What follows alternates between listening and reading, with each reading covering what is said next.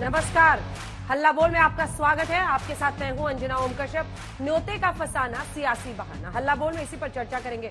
वो दिन लगातार अब नजदीक आ रहा है जब इस देश के करोड़ों लोगों का सपना पूरा होगा, उम्मीदें पूरी होंगी। सालों तक टेंट में रहने वाले प्रभु राम लला भव्य मंदिर में विराजेंगे। भगवान राम से हमेशा इस देश के लोगों की आस्था जुड़ी रही, लेकिन उस आस्था पर सियासत खूब हुई, आज भी हो रही है। 22 जनवरी को प्राण प्रतिष्ठा की तैयारी जोरों पर है। नेताओं को न्योता दिया जा रहा है, लेकिन न्योते का फसाना सियासी बहाना बन रहा है 2024 के लिए। यूपी के मुख्यमंत्री ने कहा कि जिन्हें राम का नाम लेने में भी संकोच होता था, उन्हें अब न्योते का इंतजार है। तो अखिलेश यादव ने तंज कसते हुए कह दिया कि जब जिसे भगवान बुलाएगा वो जाएगा, और ना जाने भगवान कब बुला ले। इस बीच असदुद्दीन ओवैसी मस्जिद वाला पुराना राग लेकर आ गए हैं। इस सियासी तकरार के बीच हम आपको बताते हैं कि रामलला की जिस मूर्ति की प्राण प्रतिष्ठा होनी है, अब वो मूर्तिकार कम से कम तय कर लिए गए। तस्वीर आप उनकी देख रहे हैं। हालांकि अभी आधिकारिक ऐलान नहीं हुआ है, लेकिन केंद्रीय मंत्री प्रहलाद जोशी ने एक्स पर जानकारी दी है कि अरुण योगीराज की बनी मूर्ति फाइनल की गई है। अरुण योगीराज मैसूर के मशहूर मूर्तिकार हैं। इंडिया गेट पर सुभाष चंद्र बोस की मूर्ति इन्होंने ही बनाई है। इनका ताल्लुक मैसूर राजघराने के कलाकारों से है। अरुण 37 साल के हैं, MBA कर चुके हैं। रामलला की मूर्ति जो 3 बनी है, 3 मूर्तिकार बना रहे हैं, और अभी तक की जानकारी के मुताबिक अरुण योगीराज की मूर्ति को फाइनल किया गया है। अब हम आपको बताते हैं कि जिस मूर्ति की प्राण प्रतिष्ठा की जाएगी वो कैसी होगी। दरअसल भगवान बाल रूप में गर्भगृह में विराजेंगे। 5 साल के बाल सुलभ रूप में होंगे रामलला। 51 इंच की खड़ी मूर्ति होगी, जिनके हाथ में तीर धनुष होगा। मूर्ति को कर्नाटक के पत्थर से तैयार किया गया है और इसे कमल पर विराजमान किया जाएगा। अब आपको बताते हैं कि प्राण प्रतिष्ठा कैसे होगी। प्राण प्रतिष्ठा का कार्यक्रम 15 जनवरी से शुरू हो रहा है। 15 को रामलला गर्भगृह में लाए जाएंगे। 17 जनवरी को रामलला को नगर भ्रमण कराया जाएगा और 22 जनवरी को प्राण प्रतिष्ठा होगी। प्राण प्रतिष्ठा 1 मिनट 24 सेकंड का होगा। पीएम मोदी यजमान होंगे, वो मूर्ति से पर्दा हटाएंगे। भगवान की आंखों में वो फिर काजल लगाएंगे। पीएम मोदी भगवान को सोने का वस्त्र पहनाएंगे, फिर भगवान को 56 भोग लगाया जाएगा। आज हम राम मंदिर के न्योते को लेकर हो रही सियासत पर हल्ला बोल करेंगे, लेकिन पहले ये रिपोर्ट। एक बड़ी खबर इस वक्त आ रही है, आपको बता दें, राम मंदिर को लेकर बीजेपी का बड़ा प्लान है। और वो प्लान क्या कहता है? राम मंदिर आंदोलन पर बुकलेट बांटेगी बीजेपी। इस बुकलेट पर पूरे आंदोलन की जानकारी होगी, किस तरह से ये आयोजन किया जा रहा है उसकी जानकारी होगी। इन सब पर हम चर्चा करेंगे। कई खास मेहमान भी हमारे साथ जुड़ रहे हैं, लेकिन फिलहाल हम आपको बता रहे हैं कि एक बुकलेट जारी किया जा रहा है। 25 जनवरी से 25 मार्च तक दर्शन मुहिम चलाएगी भारतीय जनता पार्टी। तो आइए चर्चा की शुरुआत करते हैं। कई खास मेहमान हमारे साथ जुड़ रहे हैं। गौरव भाटिया, राष्ट्रीय प्रवक्ता भारतीय जनता पार्टी के, हमारे साथ चर्चा में जुड़ रहे हैं। बीजेपी की तरफ से वारिस पठान साहब, प्रवक्ता AIMIM के, अनुराग भदौरिया, प्रवक्ता समाजवादी पार्टी के, अतिकुर रहमान इस्लामिक स्कॉलर के तौर पर जुड़ रहे हैं। तो मोहम्मद अफजाल साहब, संयोजक मुस्लिम राष्ट्रीय मंच के, हमारे साथ यहां पर आए हैं। गौरव भाटिया जी, जवाब दीजिए, चाहे वो RJD हो, चाहे अखिलेश यादव हो, जिनको आपने न्योता नहीं दिया है, वो सब ये आरोप लगा रहे हैं कि आप राम का नाम, राम मंदिर के मुद्दे को भुनाने की कोशिश कर रहे हैं, और अगर भगवान ने बुलाया तो खुद ही रास्ता बन जाएगा अखिलेश जी के जाने का। बीजेपी के निमंत्रण की जरूरत नहीं है। गौरव जी।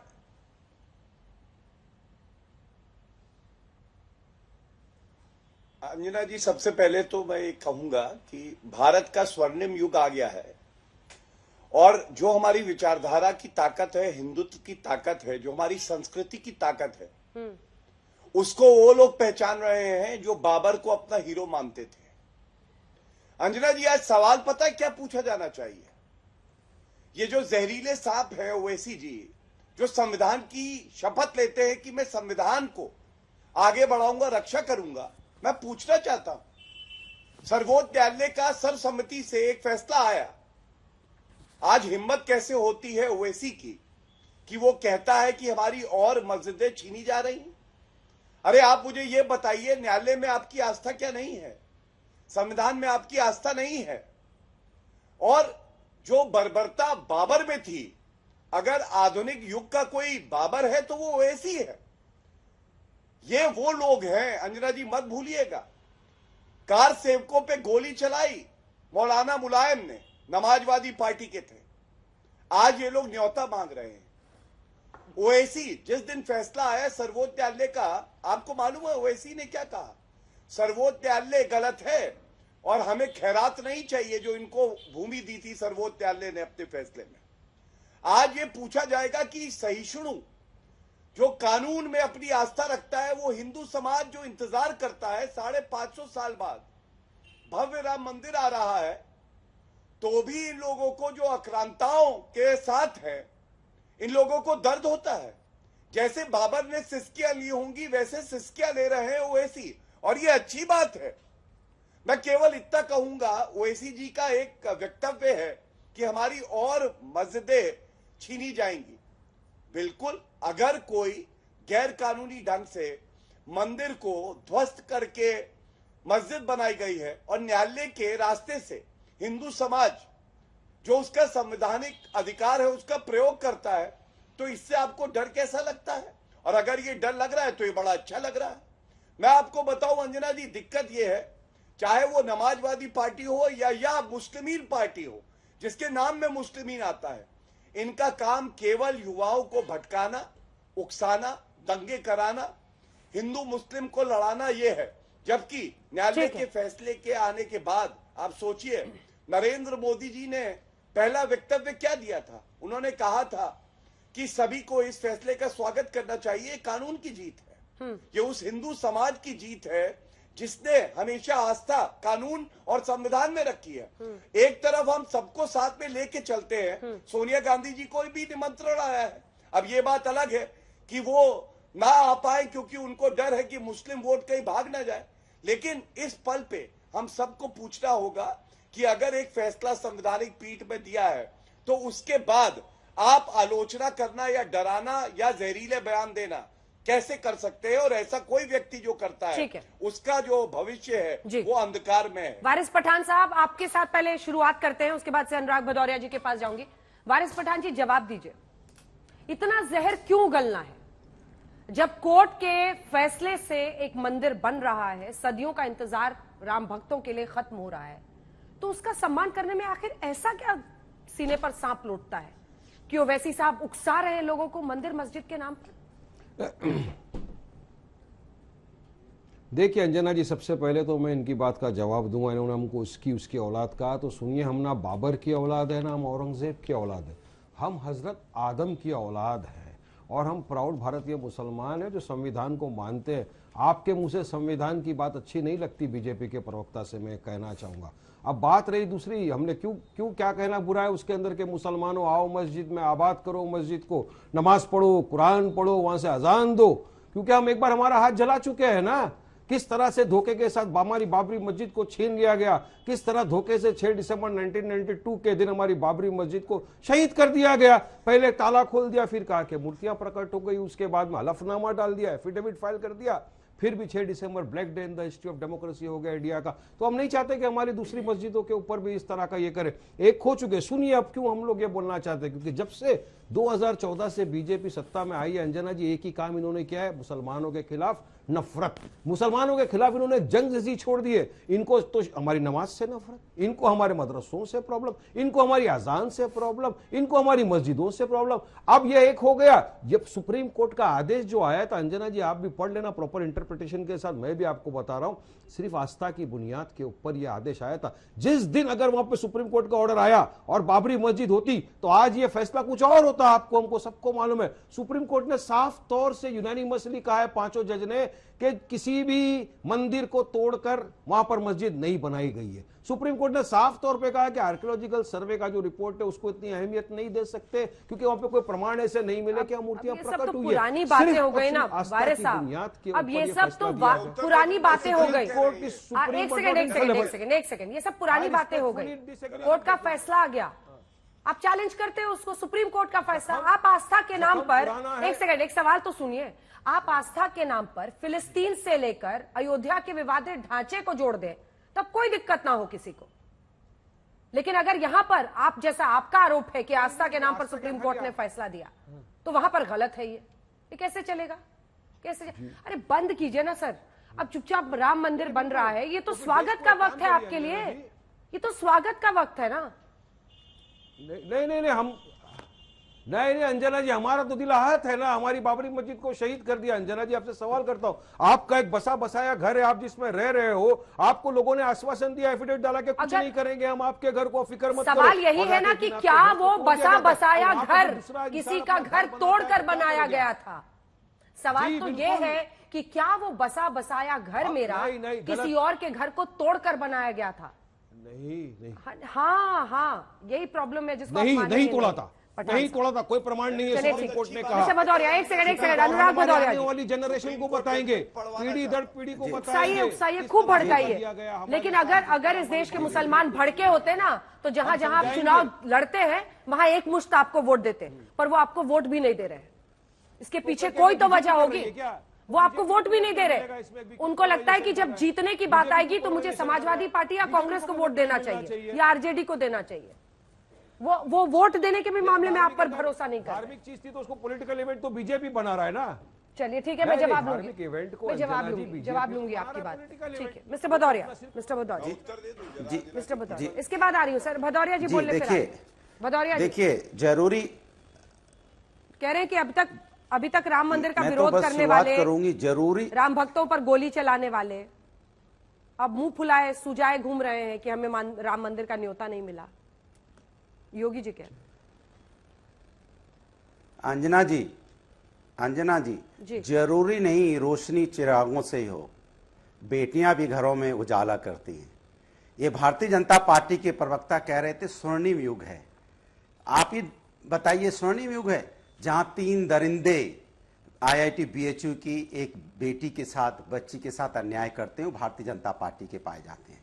और भारतीय जनता पार्टी के नेता उसके बारे में बोलने को तैयार नहीं। उनकी फोटो में भारतीय जनता पार्टी के बड़े बड़े नेताओं के साथ बुलडोजर पता नहीं कहां चला गया। अगर ये विपक्ष के होते, आप कल्पना कीजिए, तो कपड़ा फाड़ के चिल्ला रहे होते, पूरे देश में इन्होंने हंगामा काट दिया होता और बुलडोजर घूम रहा होता चारों तरफ भूं भूं करते हुए। आज कहां है बुलडोजर, कहां चला गया? क्या वो बेटी प्रभु राम की बेटी नहीं है? क्या वो देश की बेटी नहीं है? एक नहीं, ना जाने कितनी घटना। ये स्वर्णिम युग की बात कर रहे हैं। इनके स्वर्णिम युग में ये होता है कि 90 लाख ट्रक में से 30 लाख ट्रक खड़े हैं, वो सरकार से गुहार लगा रहे, न्याय मांग रहे हैं कि जो कानून बनाया है वो गलत है। ये स्वर्णिम युग है। स्वर्णिम युग है कि इनका विधायक रेप कांड में जेल चला जाता है भारतीय जनता पार्टी का। ये स्वर्णिम युग है जहां देश के लिए लोग मेडल जीत के आती हैं बेटियां, वो रोड पे बिलखती हैं, चीखती हैं, चिल्लाती हैं, मेडल वापस करते घूम रही हैं। क्या स्वर्णिम युग का ये परिभाषा है? ये परिभाषा स्वर्णिम युग की है जहां पे आप 205 लाख करोड़ का कर्जा देश पे हो, हर व्यक्ति 1,40,000 का कर्जा अपने सर पे लेके घूम रहा हो। ये स्वर्णिम युग का परिभाषा है? मुझे तो नहीं लगता है स्वर्णिम युग में ऐसा होता होगा कि जहां पे हर व्यक्ति परेशान हो, चाहे किसान है तो परेशान, अगर विद्यार्थी है तो परेशान, युवा है तो परेशान, अगर वो किसी तरह से समाज में बिजनेस कर रहा है तो परेशान। हाँ, प्रभु राम इनके लिए राजनीतिक विषय है, हमारे लिए आस्था का विषय है। हम प्रभु राम हमारे लिए आस्था है, हम उनमें राजनीति नहीं करना चाहते। प्रभु राम के ऊपर में, प्रभु राम की राजनीति अगर कोई कर रहा है देश के ऊपर में तो भारतीय जनता पार्टी कर रही है। भारतीय जनता पार्टी प्रभु राम से बड़ी नहीं हो सकती। भारतीय जनता पार्टी कौन होती है न्योता देने वाली?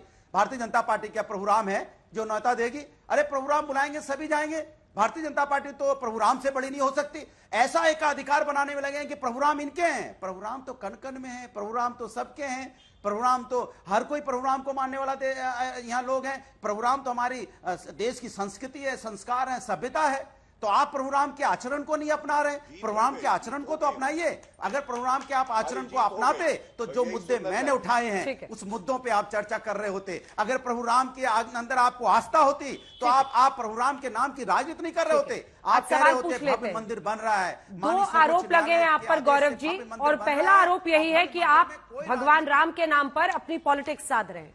दूसरा प्रश्न है BHU में बीटेक की एक लड़की के गैंग रेप के मामले का, जिसमें 3 में से 2 आरोपी कथित तौर पर बीजेपी IT सेल के हैं।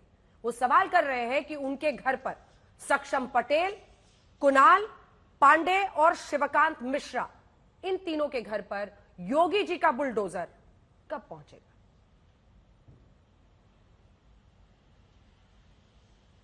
अंजना जी देखिए, सबसे पहले तो मैं मुस्लिमीन पार्टी के प्रवक्ता का उत्तर दूंगा और कैसे झूठ बोला जाता है आज तक पे ये चुनौती दे रहा हूं।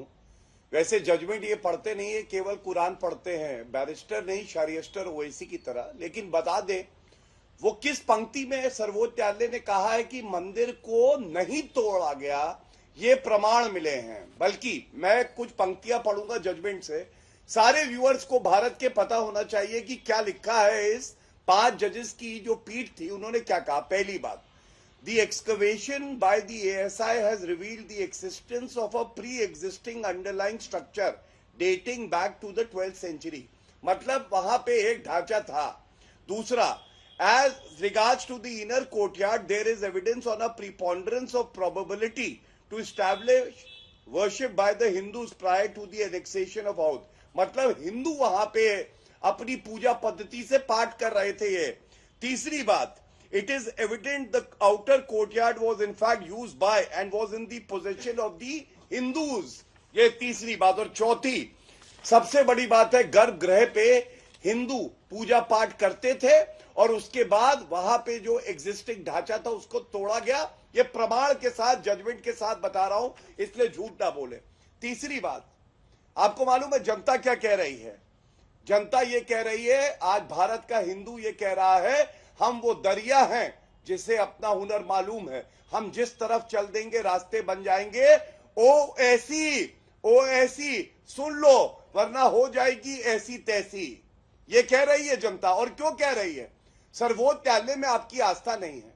संसद को आप कहते हैं ऐसे कानून लाती है जो मुस्लिम की बर्बादी के लिए बनते हैं। पुलिस को आप कहते हैं आप हट के दिखाओ, हिंदुओं को मजा चखा देंगे। ये किस तरह की पंथ निरपेक्षता है? अब मैं सपा पे आता हूं। देखिए, सपा तो वो पार्टी है, अंजना जी, अगर वो महिला अस्मिता की बात ना करे तो ज्यादा अच्छा है। अगर सपाई किसी शहर में, गांव में घुस जाता है तो पिता कहता है बेटी अब घर से ना निकलो। ये इनके समय का जो रावण राज था, क्योंकि सपाई आ गया। गायत्री प्रजापति याद है? ये तस्वीर देखिए, ये बच्ची के साथ बलात्कार करता है, एफआईआर नहीं रजिस्टर होती है। जो 3 नाम मैंने लिए गौरव जी, आपने उस पर क्या एक्शन लिया है? कहते हैं और जो 3 नाम मैंने लिए, जो 3 नाम मैंने लिए, मैं बताऊंगा, वो बताइए ना सर, वो बताइए। मैं बताऊंगा, हाँ मैं बताऊंगा, लेकिन ये भी बात मैं जरूर बताऊंगा। आज मुद्दा ये भी है और मैं उत्तर दे के दोनों बातों का जाऊंगा।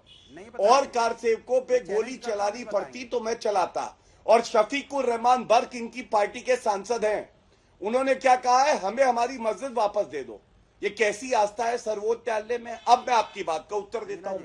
जो 3 लड़के थे आज वो अभियुक्त हैं, पार्टी ने हमारी निष्कासित किया। अगर कोई आरोपी है हम उसको अपने साथ नहीं बैठाएंगे, जैसे गायत्री प्रजापति को मंत्री बना दिया था इन्होंने। दूसरी बात, किसने गिरफ्तारी करी? पुलिस ने गिरफ्तारी करी। तीसरी बात, न्यायालय में मामला गया, न्यायालय ने फैसला सुनाया, उनकी बेल नहीं हुई। सरकार अपना काम कर रही है। और डंके की चोट पे कहता हूं, हमारी कोई बहन अगर उसकी अस्मिता के साथ कोई खेलेगा तो उसको बख्शा नहीं जाएगा, चाहे वो किसी संगठन का क्यों ना हो। और यही मजबूत संदेश भारतीय जनता पार्टी ने दिया जब तीनों अभियुक्तों को पार्टी से निष्कासित किया, ना कि गोदी में बिठाया जैसे गायत्री प्रजापति को बिठाया। कितने बजे बुलडोजर पहुंच रहा है आप बता दें तो हम अपने रिपोर्टर्स को भेज देंगे कवर करने के लिए। गलती हो जाती है, क्या जवाब देंगे? कितने बजे बुलडोजर भेज रहे हैं आप बता दें तो हम अपने रिपोर्टर्स को भेज देंगे। लड़कों से गलती हो जाती है। और गायत्री प्रजापति पे पूछिए, ये देखिए तस्वीर दिखा रहा हूं, इसको जूम इन करिए, ये करारा तमाचा है। अरे सर, वो आप जूम इन करेंगे, हमने टीवी पे फुल स्क्रीन कई बार दिखाया है, फिर दिखा देंगे। बुलडोजर कितने बजे पहुंच रहा है ये बताएं। धन्यवाद, हाँ दिखाना चाहिए। ये प्रश्न का उत्तर। सर बुलडोजर जवाब दे दूं? ये इस प्रश्न का उत्तर लीजिए। भूल गए सुनाई। एफआईआर नहीं हुई, सुप्रीम कोर्ट के आदेश के बाद एफआईआर हुई थी, और बबुआ अखिलेश एफआईआर नहीं कर रहे। सुनाई देना बंद हो गया। इस पे उत्तर लीजिए। मुझसे तो आपने पूछा, मैंने उत्तर दिया। तो सुनाई दे जाता। चलिए नहीं, लड़के हैं, लड़कों से गलती हो जाती नहीं लिया उन लोगों की आपने अब तक। किसने कहा था? भी नहीं लिया आपने। कौन से केस में होता है ऐसा? बुलडोजर, अरे ये न्यायालय तय करता है। बुलडोजर कुरान छोड़ो, संविधान और कानून पढ़ो। कानून पढ़ो। बुलडोजर कौन तय करता है कि अरे वही तो पढ़ा रहा हूं आपको, कानून आपने मेरे को सवाल का जवाब ये भी नहीं पता है। स्टेट गवर्नमेंट ने, प्रोसिक्यूटर ने उनका पुलिस कस्टडी क्यों नहीं मांगा? बीजेपी आईटी सेल के है ना, तो मुंह से अंजना जी पुलिस कस्टडी क्यों नहीं लिया? उनका इन्वेस्टिगेशन क्यों नहीं हुआ? कहां थे 7 दिन तक? हमने देखिए बाबर की औलादे हैं, इनको पता चल रहा है कि महाराणा प्रताप की औलादों में एक-एक कितनी करके। ताकत है, शिवाजी की औलादों में कितनी ताकत है, विपक्ष का नेता होगा तो बुलडोजर बुलडोजर एक-एक चलाओगे। बाबर की अच्छा, औलादों अच्छा। आपका चरित्र को पता चल रहा है देश हिंदुत्व का। की हाँ, ताकत भदौरिया क्या है। जी, हाँ। चाल चरित्र चेहरा है भारतीय जनता पार्टी का। गायत्री प्रजापति वाली पार्टी बोले बड़ा अच्छा जी, मैं लगता है, बोल लूं। जनता भी अरे आज आप ताली तो बजा ना रही कहो, है आपके लिए। सबका सफाई वही हाल अगर है घर के बाहर और वही से स्थिति देना दिखती है, है। बोले तो दीजिए ना। तो दरवाजे आप मोहम्मद बंद कर अफजाल, देते हैं। मोहम्मद अफजाल साहब, आप इस पूरे राम आंदोलन से जुड़े रहे हैं, लंबे वक्त तक जुड़े रहे हैं। आज जब ये प्रश्न उठते हुए आप देखते हैं कि हमें न्योता मिला, हमें नहीं मिला, जिनको मिला है वाम दल कह रहे हैं वो हम नहीं आएंगे, और वैसी साहब तो भाई दिख ही रहा है क्या क्या बोल रहे हैं। सबसे पहले मैं अपने राष्ट्र के जो सुप्रीम कोर्ट है, सर्वोच्च न्यायालय, उसका धन्यवाद प्रस्तुत करता हूं। हाँ, और साथ ही मैं बधाई देता हूं अपने देश की जनता को, भारतीय जनता को। हाँ। और हमारे देश के प्रधानमंत्री और साथ साथ मुस्लिम राष्ट्र मंच ने जो पिछले 10 सालों से जद्दोजहद करी कि हमारे देश का जो मुद्दा, अहम मुद्दा है, जिस मुद्दे को लेकर कहीं ना कहीं इस तरह के बवाल उठते रहे कि खून बिखरता रहा, लाखों लोग खून के अंदर नहाते रहे, लेकिन ये पिछले वारिस पठान साहब या वैसी जी जो भी है सामने आके बताएं, ये बताइए भगवान राम के नाम पर एक कतरा खून बहा, ये कैसे मुमकिन हुआ? ये मुमकिन हुआ समाज के बीच में जाने। ये लोग समाज के लोग नहीं है, समाज के बीच में नीचे उतर के इन लोगों ने काम नहीं किया।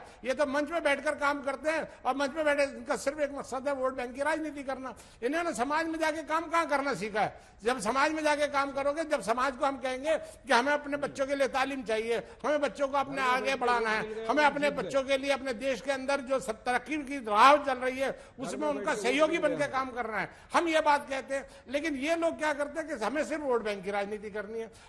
आज वैसी मैं कहता हूं, देखिए जो मुद्दा एक हमने जब पूरे मुस्लिम समाज ने एक बात को तय कर लिया था, और जितने भी पक्ष थे उन सब ने ये तय कर लिया था कि सुप्रीम कोर्ट जो फैसला करेगा वो हमारे लिए मन्ना सदकना, हम सबको मानेंगे, उसके खिलाफ कोई बात नहीं। अब वैसी साहब को ये बात उठाने की क्या जरूरत थी? और क्यों इस तरह से और पूरे समाज को बिगाड़ने की कोशिश कर रहे हैं कि ये एकदम देश के दुश्मन है, ये मुस्लिम समाज के दुश्मन है, ये दोस्त हो। मैं तो अफसोस के साथ कहता हूँ, आप किस तरह से आप पूरे देश के लिए काम कर रहे हैं, ये इस तरह से काम किया जाता है,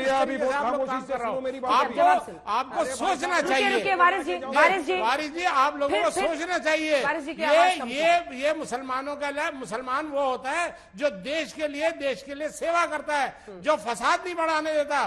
कब आप मुझे बताइए, आप इतने बड़े कॉलेज और वो लेके बैठे हुए, आप ये बताइए कितने मुसलमानों की तरक्की के लिए आप लोग काम कर रहे हैं? आप सिर्फ मुसलमानों को भड़काने का, मुसलमानों को मरवाने का और मुसलमानों का खून बहाने का काम करते हैं। जवाब सुनिए वारिस जी, बोलना गलत है। एक तो मेरे शो पर आकर किसी को डराया मत कीजिए, ऐसी हिम्मत मत दिखाया कीजिए। जो वो बोल रहे हैं वो एक पॉइंट ऑफ व्यू है, उनकी आवाज को सामने आने दीजिए, अपनी बारी का इंतजार कीजिए, मैं आपको मौका दूंगी। ये सामने वाला अगर आपके मत से थोड़ा भी अलग होकर बोले तो ये मत सोचिए कि इस्लाम पर आपकी वो पौती है।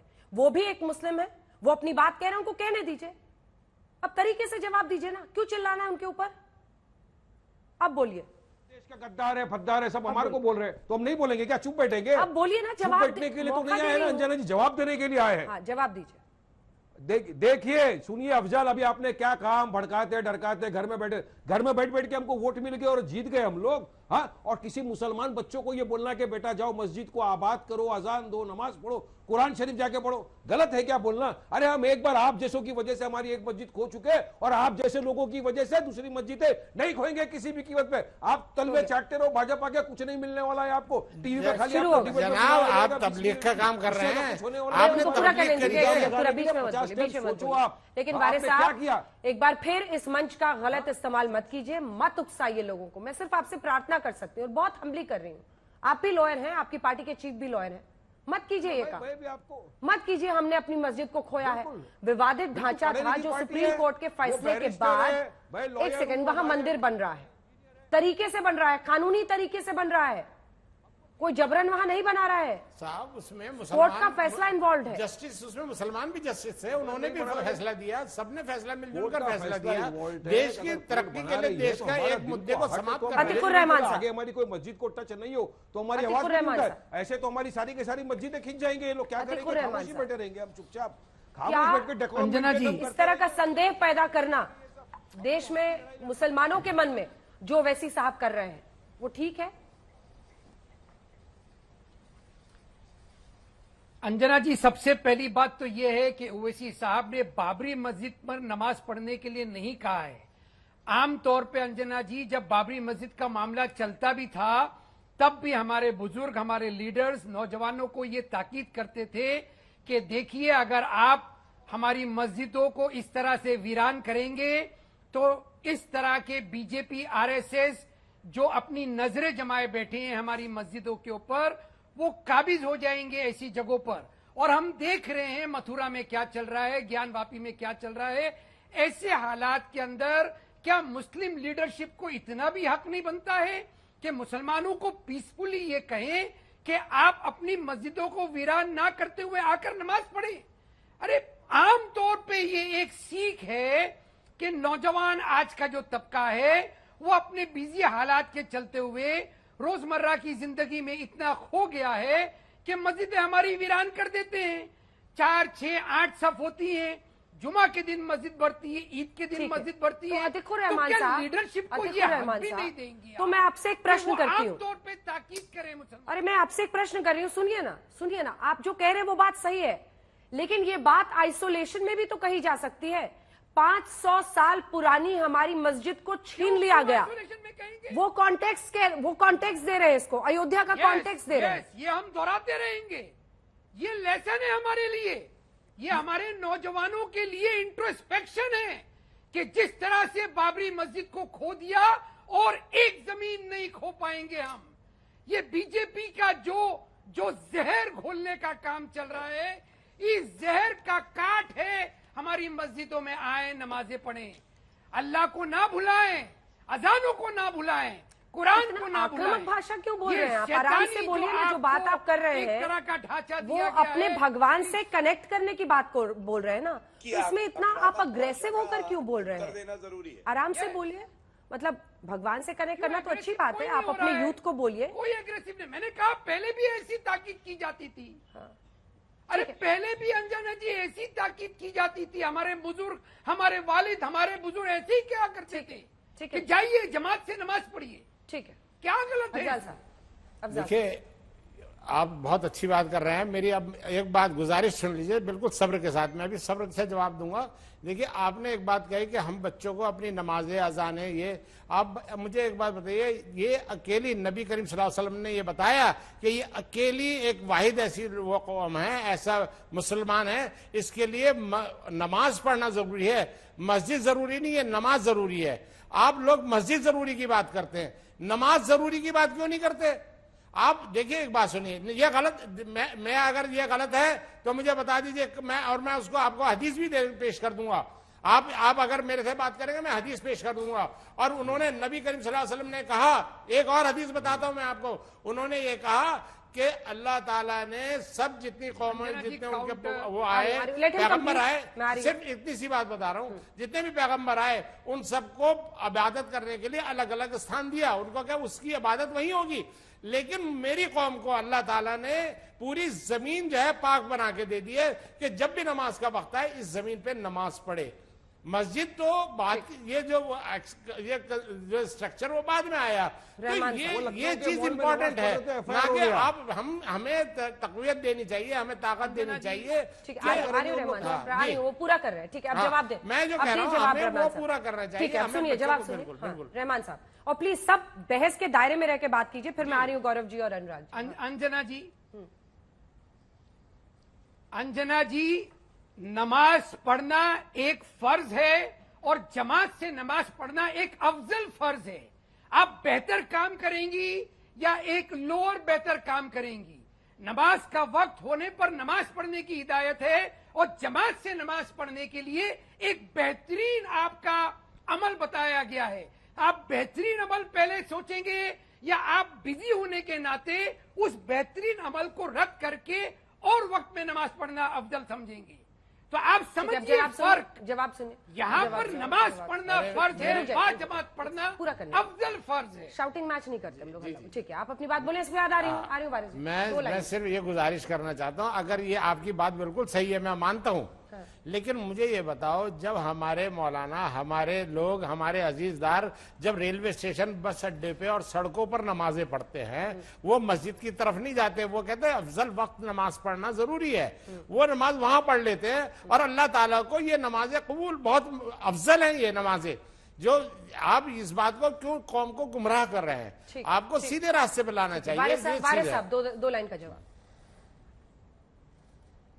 अच्छा, दो लाइन के अंदर सुनिए। अभी आपने कहा कि सारी जमीन पाक है, अफजल वक्त के ऊपर हमको नमाज पढ़ने का हुक्म है। बिल्कुल हुक्म है। अरे लखनऊ के अंदर मॉल के अंदर अफजल वक्त पे 2 जन नमाज पढ़ने खड़े हो गए, उन पे एफआईआर हो गया। स्टेशन पे अगर हम जा रहे हैं, जहाँ पे मस्जिद अगर दूर है, ट्रेन छूट रही है, नमाज पढ़ ली तो एफआईआर हो जाता है। मगर वहीं पे अगर कोई दूसरा हनुमान चालीसा पढ़े, डांडिया रस करे, तो उसके ऊपर तो कुछ नहीं होता। इस मस्जिद तो बनेगी ना। अगर मस्जिद बनी है प्रॉपर रीत से तो आपको ऑब्जेक्शन क्या है?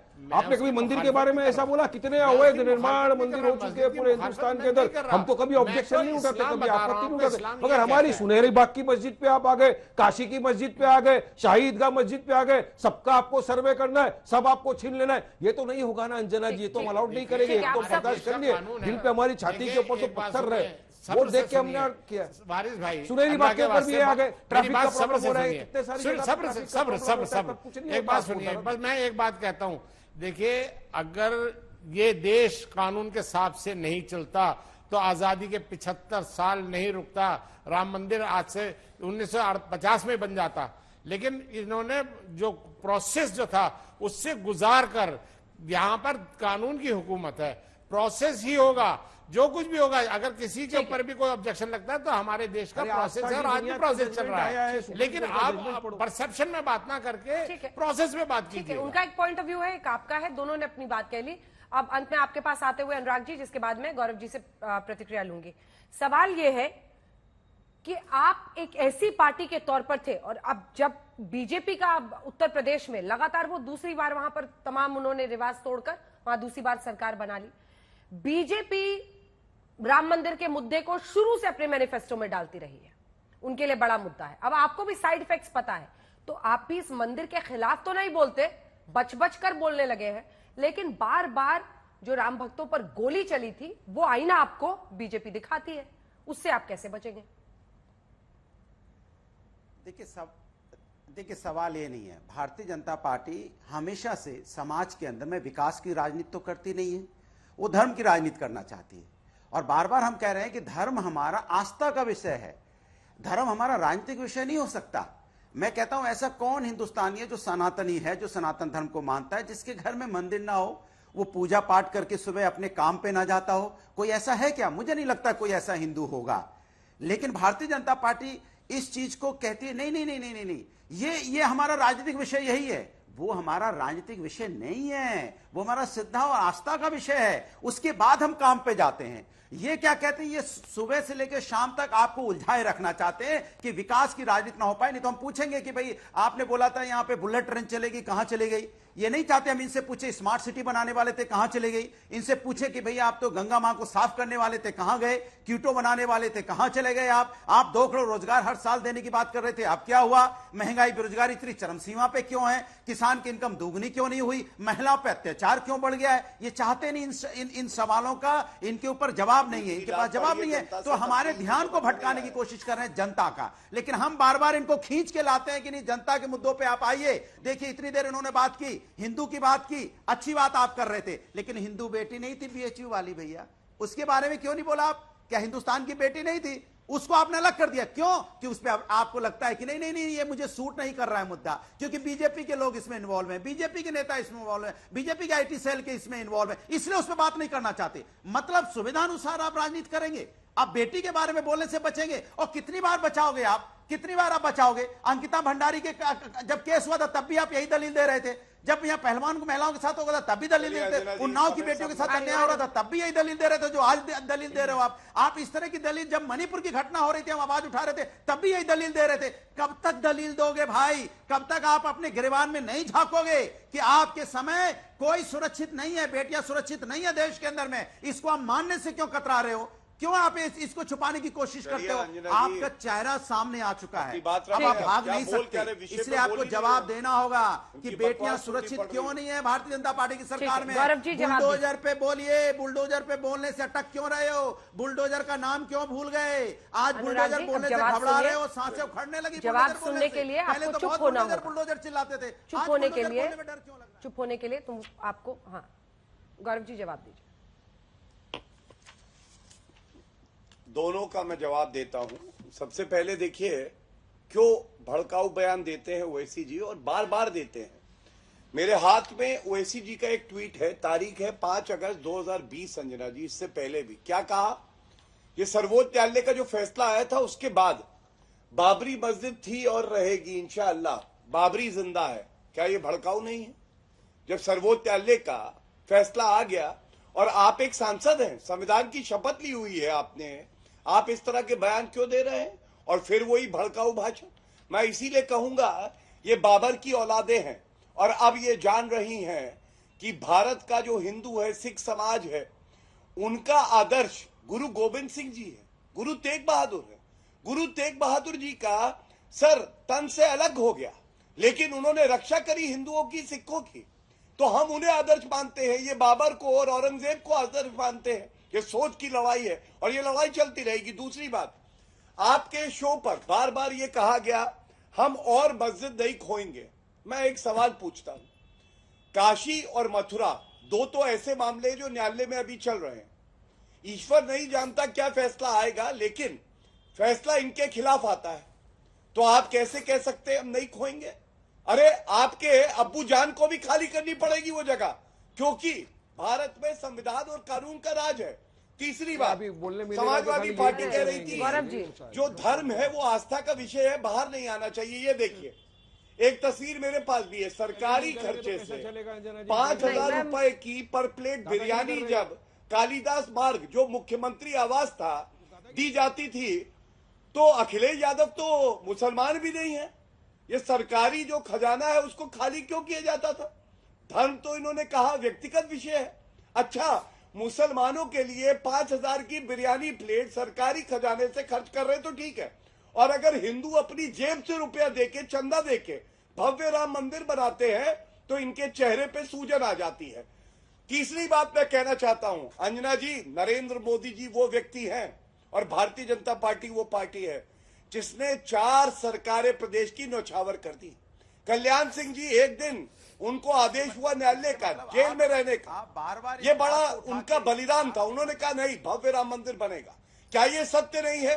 सर्वोच्च न्यायालय में 40,000 पेजेस ट्रांसलेट होने थे जिससे जल्द सुनवाई हो। किसने कराई? भारतीय जनता पार्टी। और गर्व के साथ कहूंगा, सीना ठोक के कहूंगा कि भारतीय जनता पार्टी वो पार्टी है जिसने अपने मैनिफेस्टो में वादा किया और उस वादे को पूरा किया। उस व्यक्ति, उस शख्सियत का नाम नरेंद्र मोदी जी है, जिसके सामने ये सारे जहर उगलने वाले बोने छोटे पड़ गए हैं और इसीलिए इनसे सहा नहीं जा रहा कि नरेंद्र मोदी जी ने वो कर दिखाया जो असंभव माना जाता था। और आगे आगे अभी आप देखिए, न्यायालय के फैसले का इंतजार है। ये कहते हैं 3 मस्जिद जाएंगी। अरे अगर कानून के रास्ते से 10,000 मस्जिदें होंगी जिनको मंदिर तोड़ के बनाया गया है, तो उनको भी जाना पड़ेगा, क्योंकि कानून सबसे ऊपर है। वारिस जी जवाब दीजिए।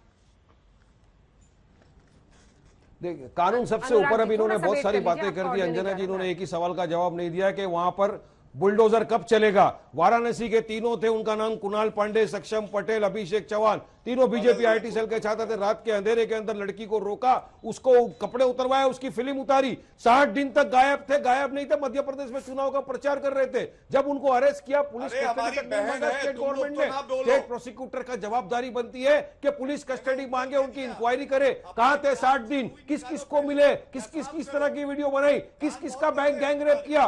कुछ नहीं, बस सीधे उठा के आपने उनको जेल कस्टडी दे दिया। गौरव अब जी, बेल हो आपकी जाएगी, आवाज नहीं गौरव जा भाटिया रही। जाएंगे फूडहर गौरव जी, पिलाने अभी के लिए। आपकी आवाज अरे नहीं वो भी जा तो रही। भारत देश की बेटी गौरव जी थी। आपकी आवाज नहीं क्या जा वो रही। उनका पूरा होगा, मैं आपसे जवाब लूंगा।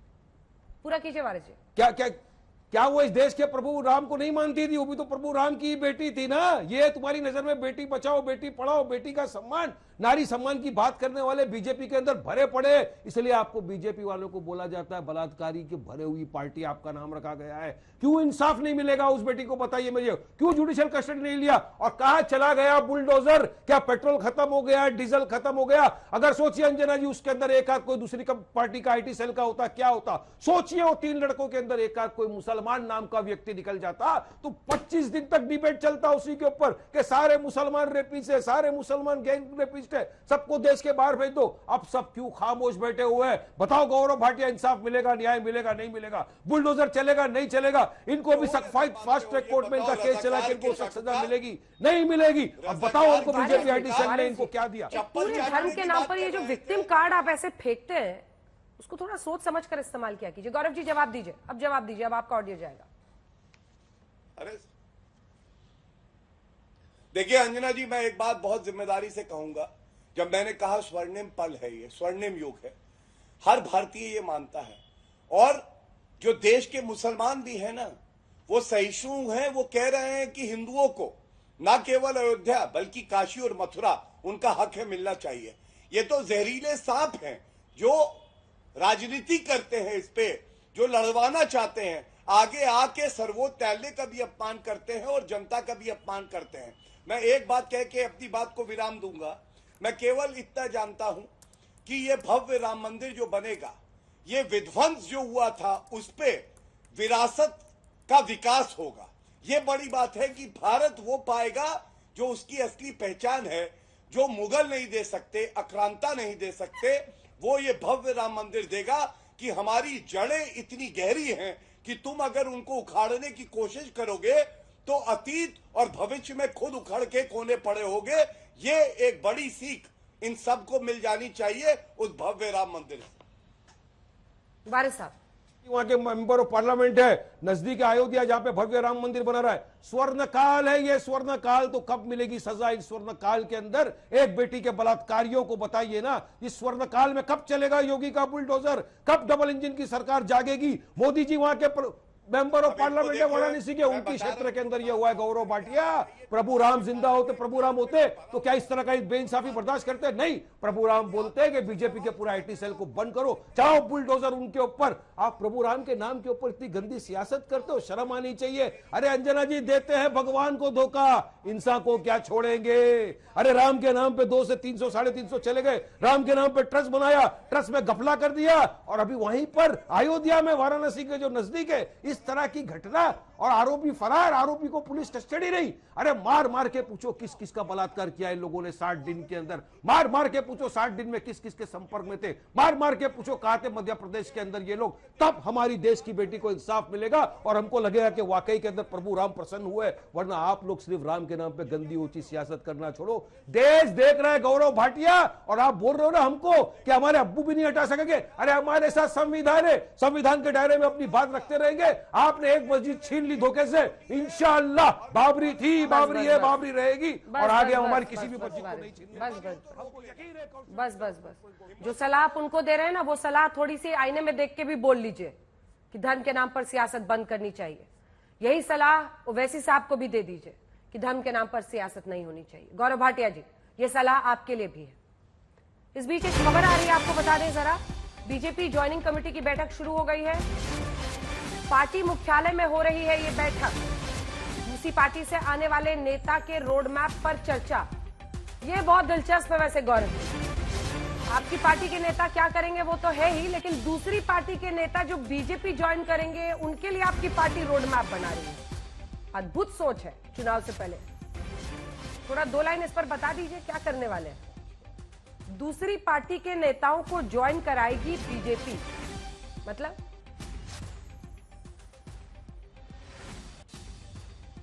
अंजना जी, मुझे कभी कभी लगता है कि आज तक को हमारी पार्टी के अंदर क्या हो रहा है उसकी इतनी चिंता होती है। हमने तो कभी नहीं पूछा आज तक में जो है क्या हो रहा है, कौन एंकर बनेगा, कौन एडिटर बनेगा। मैं केवल एक बात कहूंगा, मैं ऐसी किसी खबर की पुष्टि नहीं कर सकता, मैं राष्ट्र प्रवक्ता हूं, लेकिन हाँ एक बात गारंटी से कह सकता हूं कि भव्य राम मंदिर आ रहा है और 2024 एक स्वर्णिम युग है हमारा। और आप देखिएगा, तीसरी बार अगर कोई व्यक्ति जीत के आएगा चुनाव और प्रधानमंत्री बनेगा, उस व्यक्ति का नाम नरेंद्र। इसी के साथ हल्ला बोल में इतना ही। आप देखते रहिए आज तक।